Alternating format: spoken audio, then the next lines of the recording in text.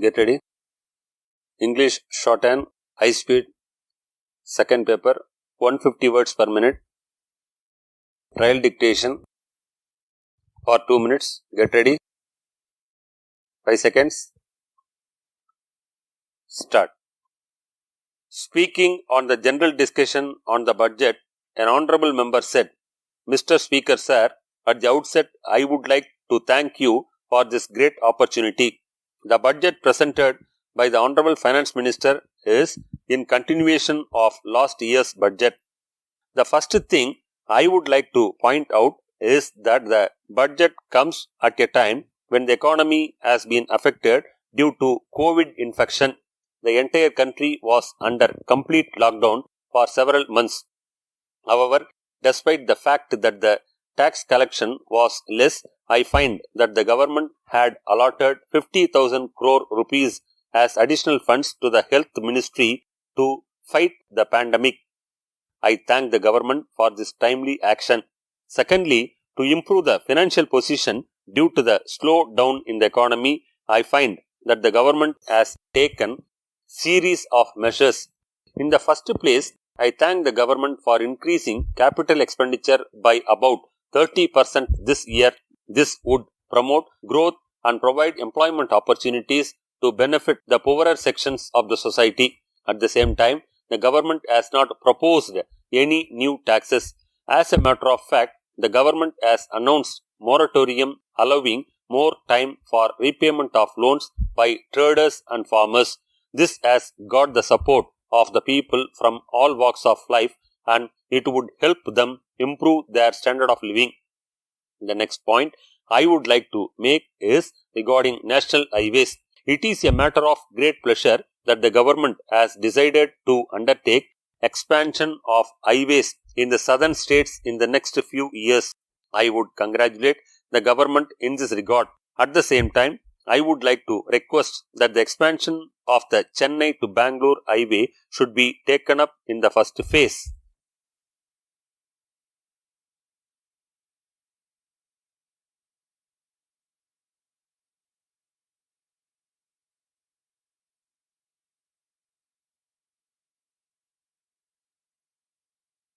Get ready. English Shorthand, 150 words per minute. Second paper.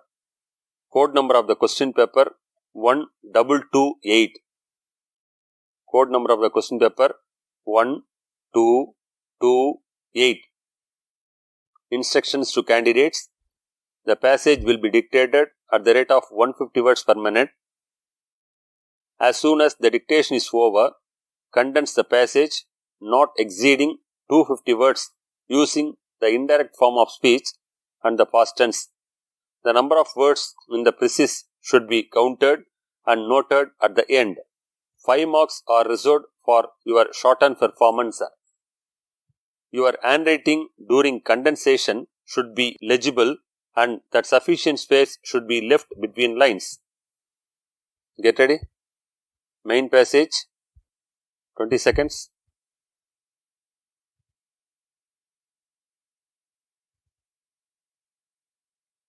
Get ready.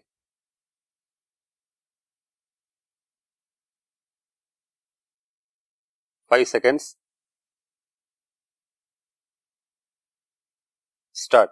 Speaking on the demands for supplementary grants in the Lok Sabha, an honorable member said, Honorable Speaker, sir, I rise to express the views of my party on the demands for supplementary grants. At the outset, I wish to request the Honorable Speaker to give me at least 15 minutes to speak so that I would be able to put forth all points on the floor of the House. As the first point, I wish to mention here that as honorable members of the House, we would raise the issues affecting the common people of this country. At the same time, I would like to bring to the notice of the House that we do not want to make personal criticisms against the Finance Minister. So, I would like to make it clear that all our criticisms made on the floor of the House relate to our duty as honorable members. It is therefore necessary that They should not be taken as personal attacks on the Honorable Ministers. Secondly, I would like to place on record that today we are discussing the demands for supplementary grants for this year. At the same time, we are also discussing demands for excess grants for the previous year. You will remember that the first one refers to request for additional allotment to meet urgent expenditure. In the same manner, the second demand refers to approval for excess expenditure made over and above the amount sanctioned. I request the honorable members to be clear about this point. Thirdly, all departments of the government are expected to estimate their budget expenditure correctly. It has to be borne in mind that only if there is correct estimate of probable expenditure in a year, the House can allot the amount after proper discussion. So, my only point in this regard is that departments should avoid making excess expenditure as far as possible. Now, I would like to come to fourth point. I find that the Public Accounts Committee has reported that 2 departments have incurred expenditure over the funds allotted in the last 2 years. I would like to point out that one of them is the Finance Department. As a matter of fact, it is the Finance Ministry which has to guide other departments on how to prepare the estimate of expenditure correctly every year.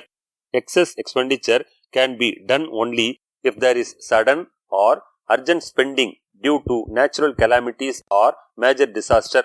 I would therefore like to bring this sad state of affairs to the attention of the House. With these words, I now move on to the next point.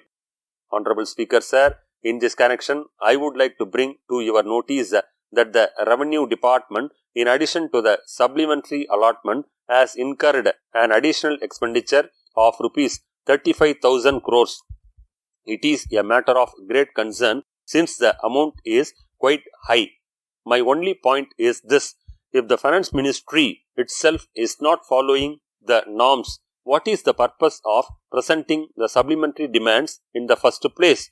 So, I would request the Finance Ministry through the Honorable Speaker to stick on to the norms prescribed for preparation of the budget. Next, I would like to point out the reasons for such excess expenditure. As a matter of fact, it is a sorry state of affairs that there is lack of supervision on the part of the Finance Department. In this connection, I have a suggestion for the Honorable Minister. The Finance Department must do timely reviews and properly anticipate the requirement of additional funds. If this is done, I am sure that we would be able to avoid excess expenditure in the years to come. Next, I would like to state that 2 years ago, government announced moratorium on bank loans due to COVID. However, it is a matter of great concern that not even a single loan taken by the poor people has been waived. They have been given only additional time. In the circumstances, I request that at least half of their loan amount should be waived. Moreover, lakhs of students who have taken education loans also have not been given relief, even though their studies were affected due to the pandemic. In the light of the above, I request that such loans which are under 2 lakh rupees should be waived as soon as possible. With these few words, I thank the Honorable Speaker and conclude my speech. Thank you.